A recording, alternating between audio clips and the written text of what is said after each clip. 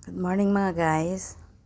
Ngayon po, tuturuan ko kayo kung paano gumawa ng putong bigas. Napakadali lang po. Ito lang po ang gagawin natin dahil wala akong fresh milk, saka coconut milk. Ang ginawa ko po is yung coconut saka powder milk. Pinaghalo ko na po siya. Tapos nilagyan ko siya ng sugar. Ganitong scoop na sugar. Ganitong scoop. Sa ganito karami na bigas. Okay? At ngayon po, i-blend natin siya dito. Yan po, mag-blend tayo ng putong bigas.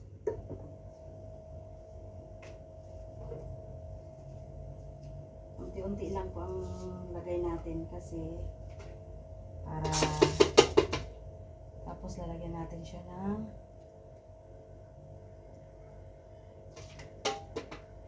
para is mahalo na pare-parehas.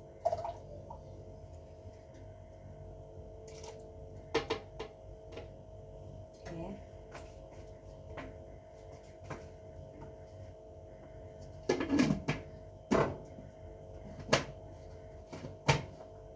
Yan.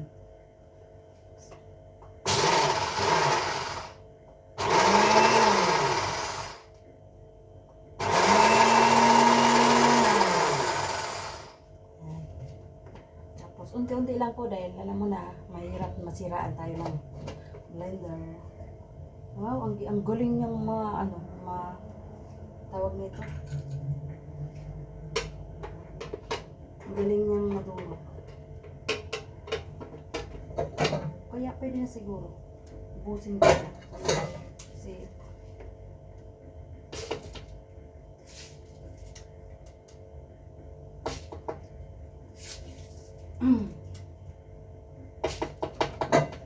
tapos ito po milk at saka yung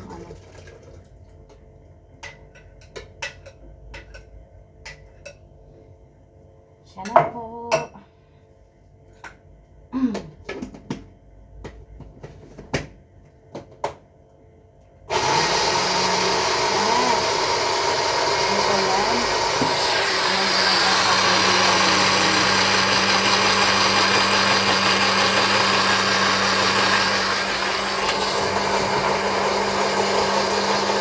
Ayan po ang putong bigas.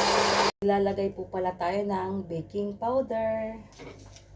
Yung baking powder natin, kahit kalahati lang ng kutsara. Kasi para pampalambot.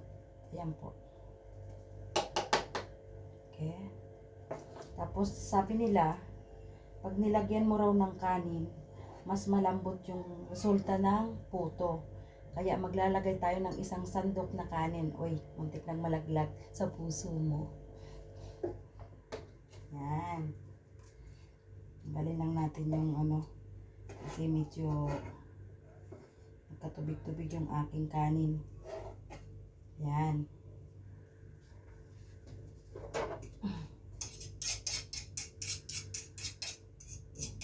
Para po perfect ang labas ng ating puto. Tapos pala mag-aantay pa ako ng 1 oras niyan para umalsa yung ating tawag na ito. Sana ba yung takip niyan? Diyan ka lang muna. At ito meron pa. So ito natin lahat. Ayan.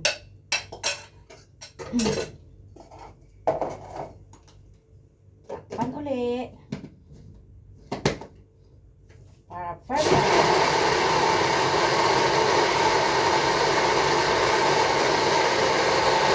Tapos ito na po ang ginawa natin. Lagay natin siya sa hulmahan para maging puto. Okay? Waiting for cook only.